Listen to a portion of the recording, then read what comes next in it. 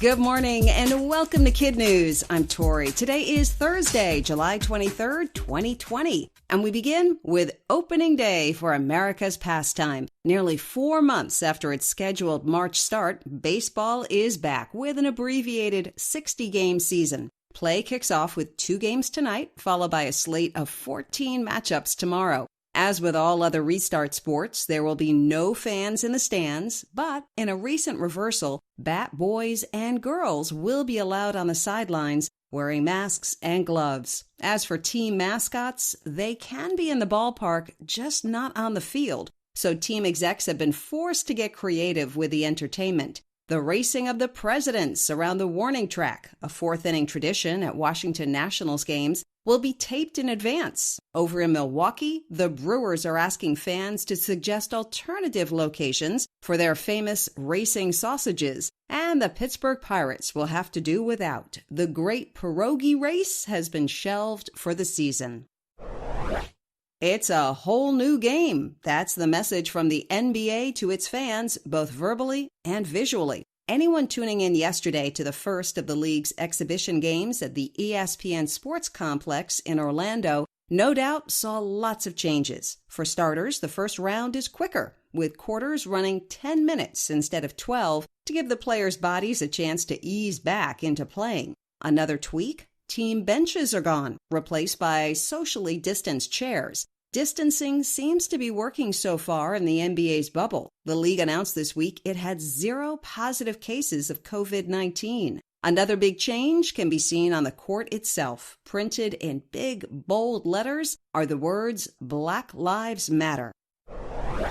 The U.S. government is wheeling and dealing, and the result should be free coronavirus vaccines for all Americans. It was announced yesterday that the feds will pay nearly $2 billion to 2 drug companies working on a vaccine. Once given the green light by the FDA, researchers at Pfizer and BioNTech estimate they could have 100 million doses available by the end of this year, with an additional 1.2 billion by the end of 2021. According to Dr. Anthony Fauci, 100,000 volunteers have already signed up to participate in various trials. In other COVID news, the Centers for Disease Control is shortening the amount of time those who test positive must self-isolate from 14 to 10 days. What's not getting shorter is how long people expect the virus to stick around. A new Harris Poll survey finds 2/3 of Americans don't think in-person school will resume this fall, and only 27% see their kids trick-or-treating in October.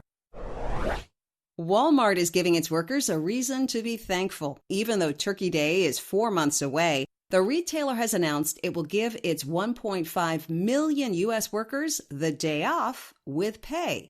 Not long ago, it was rare to find a store open on Thanksgiving, but in recent years, more and more have welcomed shoppers in early to take advantage of Black Friday deals on Thursday.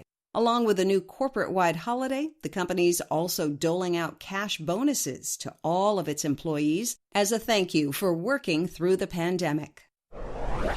Archaeologists exploring a cave in Mexico have made a remarkable discovery. 3 ancient limestone tools, 1 pointed and 2 cutting flakes, are estimated to be 30,000 years old. If true, the findings could prove that humans lived in the Americas 10,000 years earlier than previously thought. The cave, located 2,740 meters above sea level, is so remote that it took local researchers an entire day just to get to the entrance and another 5 hours to climb inside. The team spent 8 years excavating, working in treacherous conditions, and spending hundreds of perilous nights camped inside. Some skeptics are questioning the findings, with one scientist even suggesting the artifacts could be nothing more than broken rocks.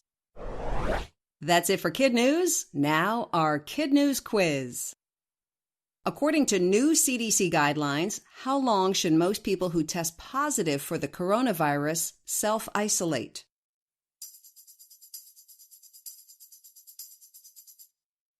"10 days instead of 14. How old are the ancient limestone tools found in a Mexican cave?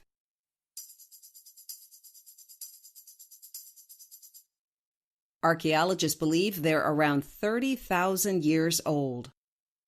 What message is printed on the NBA's new game court in Orlando?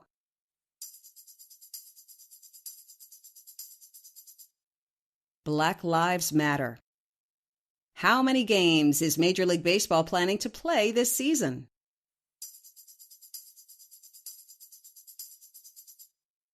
$60. And one for the road. Another glass ceiling shattered in the military. This week, the Senate approved the promotion of Jody Daniels to Lieutenant General. Now she'll become the first woman to command the U.S. Army Reserves in its 112-year history. Lieutenant General Daniels is a career intelligence officer, has served in Iraq, and holds a doctorate in computer science. Before we go, we have KidNuz birthday shout-outs for Ben in Horsham, Pennsylvania, Callie in Aldie, Virginia, and in Florida, Jonathan in Weston and Henry in Tallahassee. Tomorrow we celebrate Callum in Jeffersonville, Vermont, Tanner in Fort Mill, South Carolina, and Jacob in Decatur, Georgia. On Saturday, Risa in West Newton, Massachusetts, Akash in Colleyville, Texas, and Lily in Granville, Illinois. Thanks for listening, everyone. We're taking Fridays off for the summer, so enjoy your weekend, and we hope you tune in for more KidNuz Monday morning.